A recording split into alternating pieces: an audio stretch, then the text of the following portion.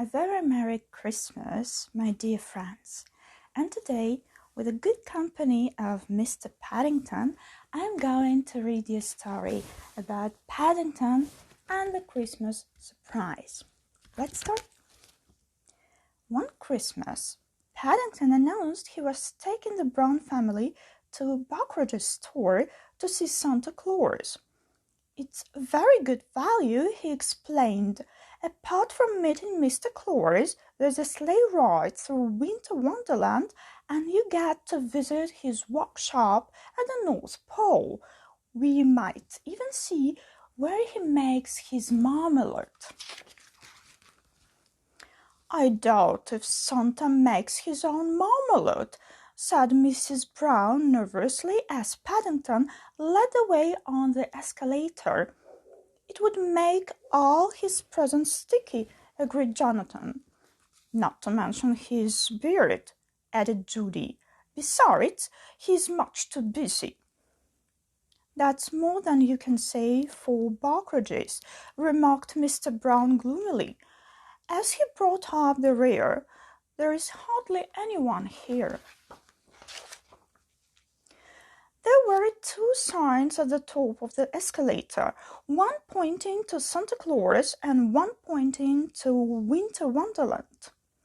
I think I may visit Santa Claus first, announced Paddington, in case the sleigh gets stuck in the snow. He got down on his paws and knees in order to get a better look and make sure it wasn't too deep. Just then, he looked up and saw a man staring down at him. Are you a boy or a girl? Asked the store manager.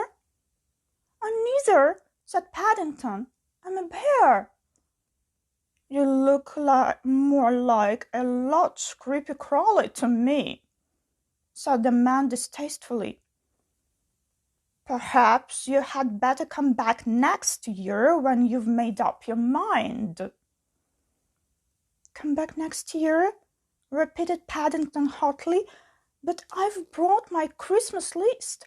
I thought it would save the postages.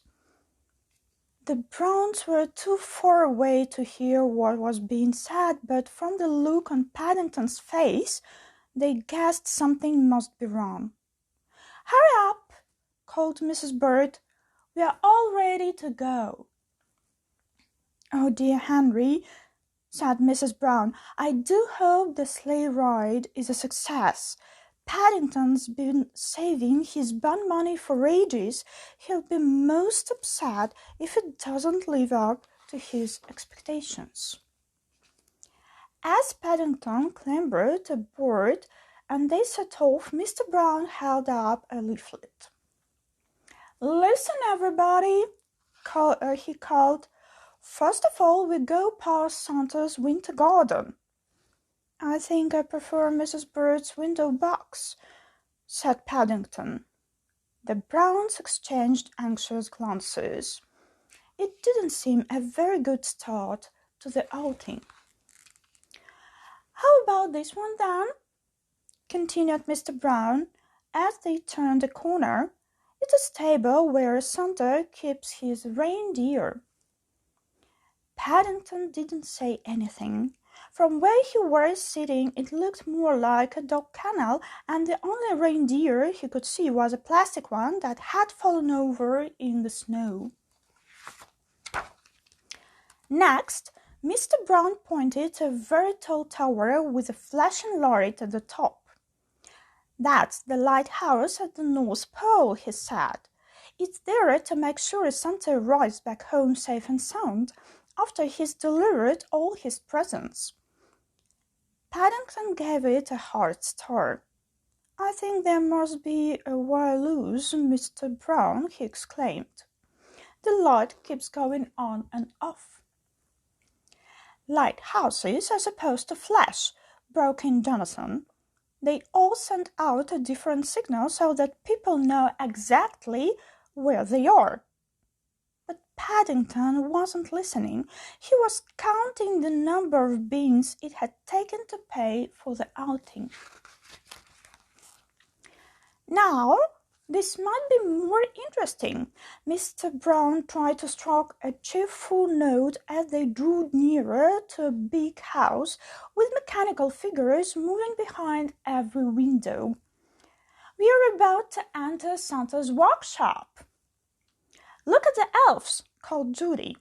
She turned round in order to explain elves to Paddington, but as she did so, she gave a cry of alarm, for he was nowhere to be seen. "Do something, Henry!"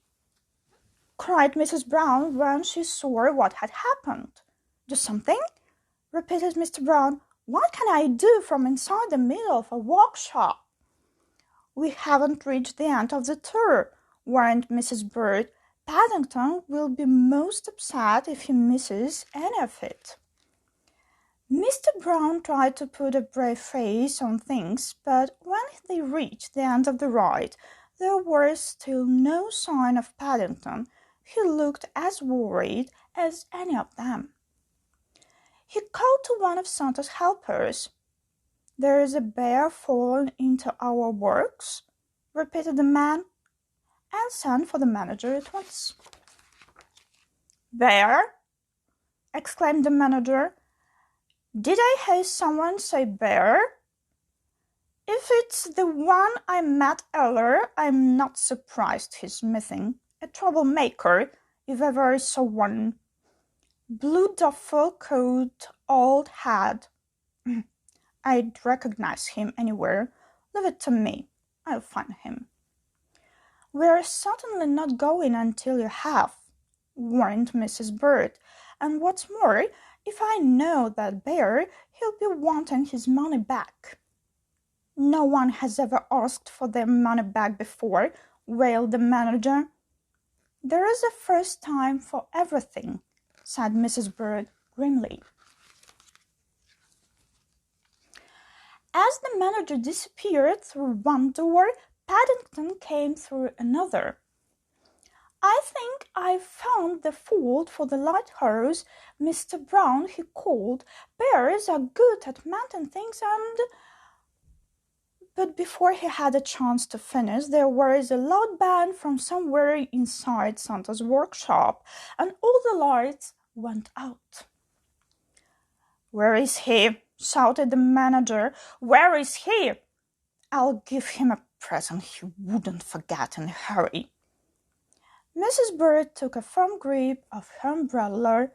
"Come along, everyone," she called. "I think we've had enough wonders for one day."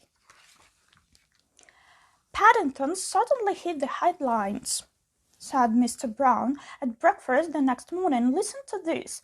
Strange goings-on in London store. One thing certain," said Mrs. Brown, "we shan't be allowed in brokerages again in a hurry." "I don't know," broke in Jonathan. "Listen to this one. Crowds flock to Santa's workshop. Search for mystery bear goes on." Everyone was so busy reading the newspapers that they didn't notice Mrs. Bird leave the room. She had an important telephone call to make. "Brokerages," said the manager several days later, "wishes you all a very Merry Christmas. Ever since this young bear first honored us with a visit, we've had queues outside our store. It's like old times." He turned to Mrs. Bird. "And thank you, dear lady, for telephoning us when you did. Perhaps I could do some more repairs for you," said Paddington hopefully. "I don't think that would be necessary," said the manager hastily. "Besides, Santa is waiting to see you after you've all had a free sleigh ride." It was a merry party of Browns who set off on their journey through winter wonderlands. This time everything worked perfectly, and when they came to the end of the ride, Santa Claus was waiting to greet them. "Ho, ho, ho!" he boomed. "And who have we here?" "I'm a bear," Mr. Claus, said Paddington, and come from the darkest Peru. Well, said Santa, reaching behind his chair, in that case, I think I know just what you would like. Paddington nearly fell over backwards with surprise as Santa Claus held up an enormous jar. There was a label on the side that said homemade, and it was tied at the top with a big red bow. It's my favorite, Mr. Claus, he cried.